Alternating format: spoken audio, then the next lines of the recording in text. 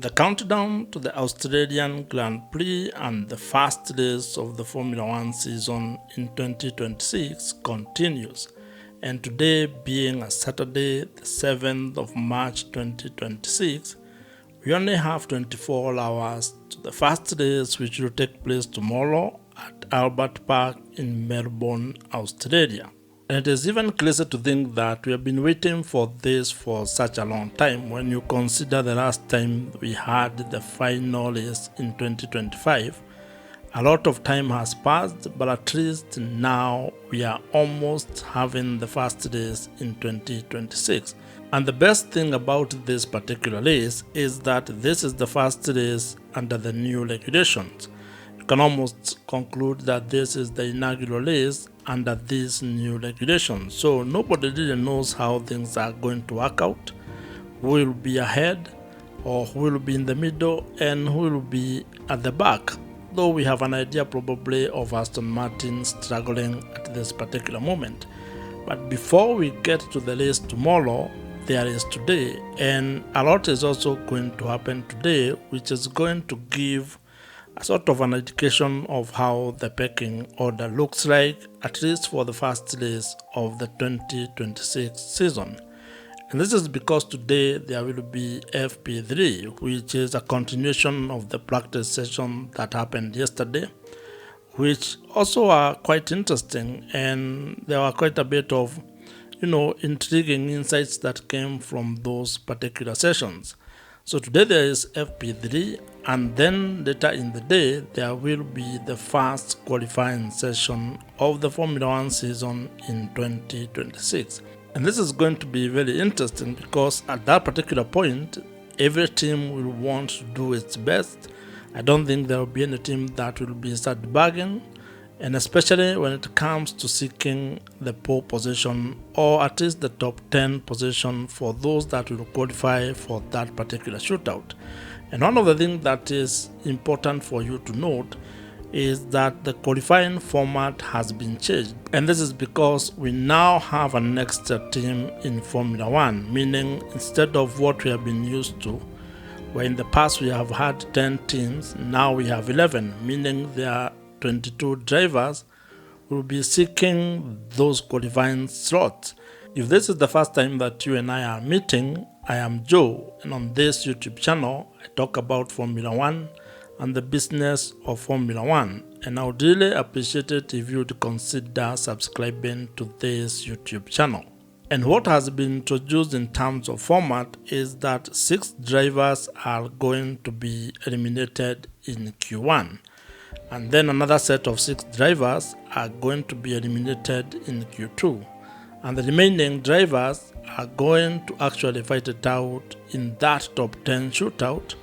with the best of them securing pole position. And I'm sure this is one of the most awaited qualifying sessions because it's going to give us answers to some of the questions that we have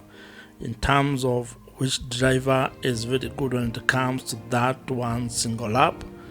and also which team actually is going to secure pole position and probably be at least among the top 10 of those teams. There are a few things that are actually happening even as the Formula One season in 2026 gets underway.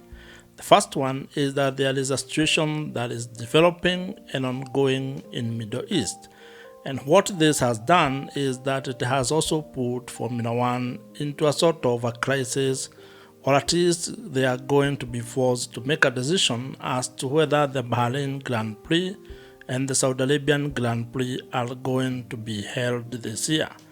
And there are reports that indicate that should those 2 races be cancelled, there will be no replacement. And this means that there will be no Formula One races in April. And this is understandable because there will be no need of having a Formula One race in Bahrain or Saudi Arabia when there is a situation that would put drivers and other personnel that work within the Formula One ecosystem at risk in terms of their security. And it is expected that a decision about this particular situation will be made by FIA and F1 probably by the time the Japanese Grand Prix is over. The other issue that has also come up, or at least now is properly in public domain, is how bad Aston Martin are, or how struggling the team is at this particular moment.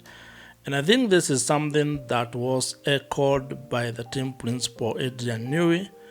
that they're in a situation where they might not even be able to finish the race in Australia.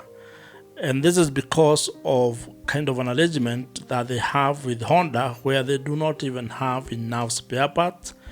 because of probably being behind the schedule in terms of their program. And while there are indications that Aston Martin might be in a sort of a problem during the pre-season checkdown in Barcelona,